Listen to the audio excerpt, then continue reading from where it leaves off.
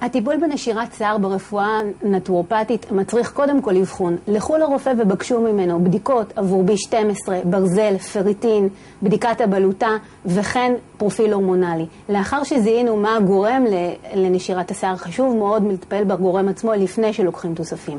דבר נוסף היא התזונה. חשוב מאוד מאוד לשמור על תזונה תקינה, בעלת ויטמינים, מינרלים, הכוללת פירות, ירקות, במיוחד מקבוצת הירקות הירוקים, ולהוציא מהתפריט מזונות שפוגעים בספיגה של הברזל. מזונות כגון מוצרי חלב, קמח, סוכר לבן, יכולים להעיק על המערכת העיכול ולגרום לנשירת שיער. תוספים שניתן להוסיף הם B12 במציצה במידה וישנם חוסרים, או ברזל במידה וישנו חוסר, ורצוי לקחת אותו בנוזל. כמו כן, צמח מסוג סרפד יכול לעזור בנשירת שיער, בנטילה בחליטות של תה או בשטיפה. שיהיה לבריאות. ואיזה מזל שכל הקטעים של מילה של דוקטור מופיעים אצלנו באתר האינטרנט, כי האמת היא שנאמר פה כל כך הרבה, שאם באמת אתם סובלים מנשירת שיער, כדאי לצפות בזה שוב. הרבה טיפים חשובים היום.